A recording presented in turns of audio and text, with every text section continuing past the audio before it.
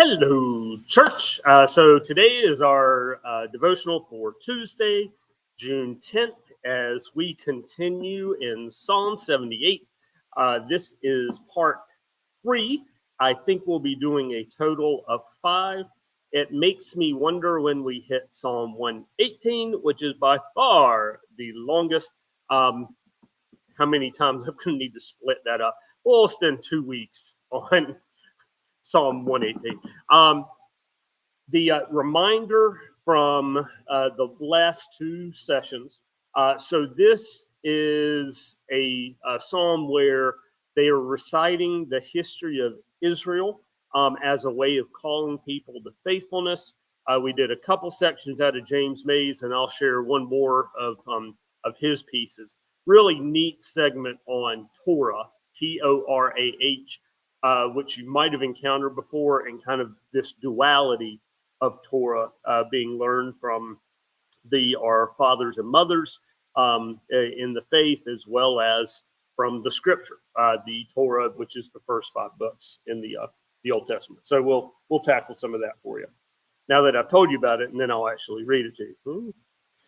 So we're going to be picking up actually in verse 21. I included that and 22 as a part of our reading to conclude it and just give it a little better break. But I want to lead you into that. And we're coming back into this moment after the psalmist has uplifted the lack of faithful commitment and response to God's covenant.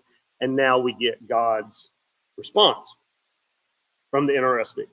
Therefore, when the Lord heard he was full of rage, a fire was kindled against Jacob.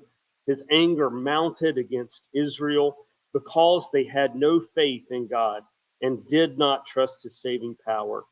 Yet he commanded the skies above and opened the doors of heaven. He rained down on them manna to eat and gave them the grain of heaven. Mortals ate of the bread of angels. He sent them food in abundance. He caused the east wind to blow in the heavens, and by his power he led out the south wind. He rained flesh upon them like dust, winged birds like the sand of the seas. He let them fall within their camp, all around their dwellings, and they ate and were well filled, for he gave them what they craved. But before they had satisfied their craving, while the food was still in their mouths, the anger of God rose against them, and he killed the strongest of them and laid low the flower of Israel. Little side note. There's kind of as modern hearers and readers and students and disciples, there's a little bit of a trap that we can fall into. And part of that is the thought that if we had seen what the Israelites had seen in the wilderness, there's no way we would not be faithful to God. And that is a load of hockey. Clearly, this, as we look at our own spiritual journeys, there are absolutely times for all of us when we have not been faithful to God's covenant. And just because we see or experience something does not change that dynamic. So we don't need to be judgmental as we're reading through the psalm of how could they do this. We need to reflect from our own places, having experienced the presence and the love and the abiding grace and power of God ourselves. How is it that we have also fallen away from that and lost track of God's covenant? Now, a little bit from James Mays. This teaching does recite the mighty works of God, but each recital leads up to a specific case of Israel's failure.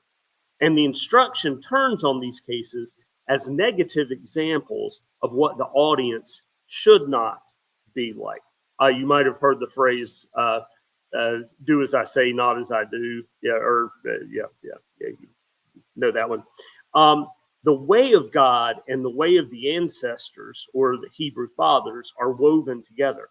The people of God are instructed not only by what God has done and said, but also by what the mothers and fathers in the faith have done and said. The biblical Torah of the first 5 books in the 4 Gospels is composed in that way. The speaker uses examples of failure by the ancestors. There is irony here. Those who passed on the tradition also failed it. Every generation will have to reckon with the fact that the story tells of failure as well as faithfulness. Can't remember where it came out of, but I was listening to a study on the learning process, and to a very strong degree, and a very strong percentage of people, we learn far more from our failures and our losses than we do from our successes. They are teachers for us. And I think I did skip a line, so let me go back for just a minute. The speaker's Torah, Torah, just like the canonical form of Israel's foundation story, includes the response of the people. The way of God and the way of the ancestors are woven together. And if I didn't skip that, it needed to be repeated too. So this way of seeing God acting, but also recognizing that we have a responsibility in relation to generations and future generations of telling that story. And part of telling that story is acknowledging our slips, our failures. All right, so a little Peterson for us from the Message. And again, I'll repeat that ending part from our previous devotional. When God heard that, he was furious. His anger flared up against Jacob. He lost his temper with Israel. It was clear they didn't believe God had no intention of trusting in his help. But God helped them anyway, commanded the clouds and gave orders that opened the gates of heaven. He rained down showers of manna to eat. He gave them the bread of heaven. They ate the bread of the mighty angels. He sent them all the food they could eat. He let east wind break loose from the skies, gave a strong push to south wind. This time it was birds that rained down, succulent birds and abundance of birds. He aimed them right for the center of their camp. All around their tents there were birds. They ate and had their fill. He handed them everything they craved on the platter, but their greed knew no bounds. They stuffed their mouths with more and more. Finally, God was fed up. His anger erupted. He cut down their brightest and best. He laid low Israel's finest young men. That was the flower of Israel part from the NRSV. And then a couple other notes. If you do not recall, or as a reminder, so the name Jacob and the name Israel refer to the same person, but they also are used to refer to his descendants in this gathering of people. Israel, I think, is roughly translated as one who is striven with God. And that's he gets that name and that blessing after wrestling with this angel or personification of God at Peniel, as he's going in his hip is point out a joint. There was also, and I'm going to have to look back. So I did want to comment too on the manna story, and in case greed came out of any place. So the setup on that is that God had given specific instructions on how to harvest the manna, on when it was appropriate to eat, and when it was appropriate to store as a part of Sabbath, but Sabbath only.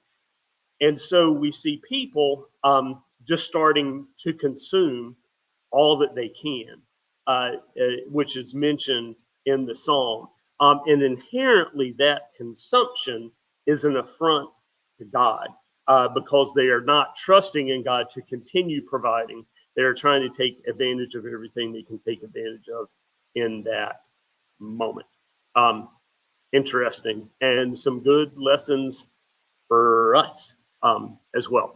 All right, we'll be back with you with part 4 as we continue in Psalm 78. Hope you have a very wonderful day, and we'll see everybody later. Bye.